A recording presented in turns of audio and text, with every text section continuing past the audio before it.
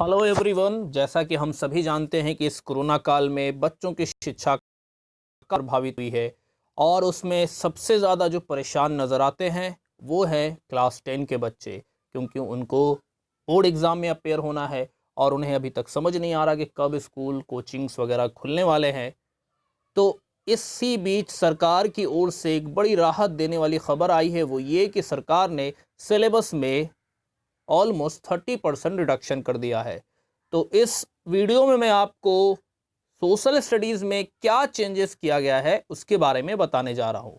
आप ध्यान से शुरू से अंत तक ये वीडियो को देखें और जो भी मैं बताने वाला हूँ सिलेबस से रिलेटेड उसको कॉपी में लिख लीजिए या बुक में टिक लगा लें। आइए शुरू करता हूँ हिस्ट्री से। हिस्ट्री में आपको पहला चैप्टर पढ़ना है the rise of nationalism in Europe, nationalism in India. ये दोनों चैप्टर पढ़ना है जो कि पहले भी पढ़ना था। साथ साथ में ये दोनों में से कोई एक चैप्टर पढ़ना है, या तो मेकिंग ऑफ ग्लोबल वर्ल्ड आप पढ़ें या द एज ऑफ इंडस्ट्रियलाइजेशन पढ़ें। तो यानी कुल मिलाकर 3 चैप्टर आपको हिस्ट्री से पूछे जाएंगे। प्रिंट कल्चर मॉडर्न वर्ल्ड को हटा दिया गया है। अगर आपने उसे पढ़ लिया तो कोई घबराने की बात नहीं है। पता है तो इस चैप्टर में हिस्ट्री में आप एक को पढ़ना है यूरोप के बारे में, नेशनलिज्म इन इंडिया, और क्या पढ़ना है, मेकिंग ऑफ ग्लोबल वर्ल्ड और एज ऑफ इंडस्ट्रियलाइजेशन में से कोई एक चैप्टर। तो कुल मिलाकर कितने चैप्टर हो गए? 3 चैप्टर। बिल्कुल आसान हो चुका है अब। अगर हम लोग ज्योग्राफी की बात करें तो पहला चैप्टर बिल्कुल पढ़ना है, रिसोर्स एंड डेवलपमेंट। और नीचे अगर हम लोग आते हैं तो सेकंड चैप्टर नहीं पढ़ना है और थर्ड चैप्टर से सिर्फ आपको मैप का क्वेश्चन आएगा। फोर्थ चैप्टर अब पढ़ना है एग्रीकल्चर, और फिफ्थ चैप्टर के साथ भी वही किया गया, ये सिर्फ मैप का क्वेश्चन इससे आएगा। सिक्स चैप्टर पढ़ना है मैन्युफैक्चरिंग इंडस्ट्रीज, और सातवां चैप्टर है ऑफ नेशनल इकोनॉमी। तो कुल मिलाकर कितने चैप्टर हुए बच्चों? 4 चैप्टर। पहला चैप्टर आपको पढ़ना है रिसोर्सेज एंड डेवलपमेंट, उसके बाद पढ़ना है एग्रीकल्चर फोर्थ चैप्टर, फिर manufacturing industry, national life lines of national economy. यानी चैप्टर 1, 4, 6 और 7 resource development, agriculture, manufacturing industries, life lines of national economy. तो कुल मिलाकर कितने चैप्टर हुए ज्योग्राफी से? 4 चैप्टर। आगे बढ़ते हैं सिविक्स की ओर। तो सिविक्स में आपको पावर शेयरिंग और फेडरलिज्म पढ़ना है, जिसका इन दोनों चैप्टर का वीडियो मैंने अपलोड कर दिया है और इसका MCQ भी अपलोड किया है, जिससे आपको चैप्टर को समझने में काफ़ी हद तक मदद मिलेगी। अगर आपने उन वीडियोस को नहीं देखा है तो इस वीडियो को देखने के बाद उसे ज़रूर देखें। अगला है पॉलिटिकल पार्टी। सकते हैं कि 2 के बाद कितना चैप्टर हटाया गया है। पहले ही बहुत सारे चेंजेस हो चुके थे, तो यहाँ पे आपको जेंडर, रिलीजन एंड कास्ट नहीं पढ़ना है, पॉलिटिकल पार्टीज पढ़ना है, और उसके बाद आउटकम्स ऑफ डेमोक्रेसी पढ़ना है। यानी कुल मिलाकर सिविक्स में 4 चैप्टर हैं। पहला पावर शेयरिंग, फेडरलिज्म, और फिर पॉलिटिकल पार्टीज और आउटकम्स ऑफ डेमोक्रेसी। इकोनॉमिक्स की बात की जाए तो इकोनॉमिक्स में डेवलपमेंट पढ़ना है आपको, सेक्टर्स ऑफ इकोनॉमी पढ़ना है, और तीसरा चैप्टर मनी एंड क्रेडिट पढ़ना है, और चौथा ग्लोबलाइजेशन इन इंडियन इकोनॉमी।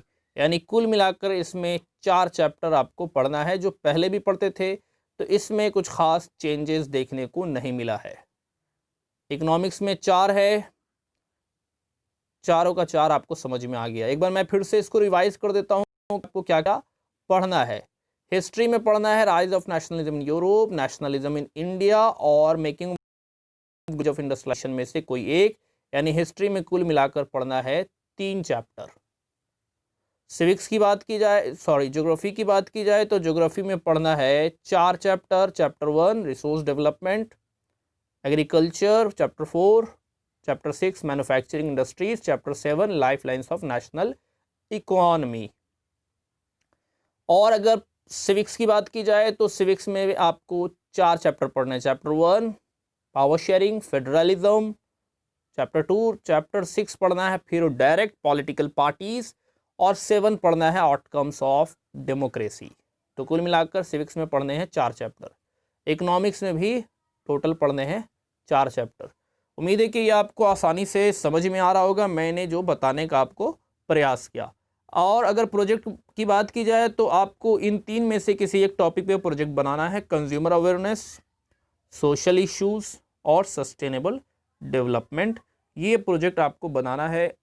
ये बहुत बाद में बनाने की बात है, अभी से आपको कोई घबराने की ज़रूरत है नहीं। एग्ज़ाम के टाइम पे आपके स्कूल में इसके बारे में आपके रिस्पेक्टिव टीचर आपको इस पर काफ़ी कुछ एडवाइस कर देंगे।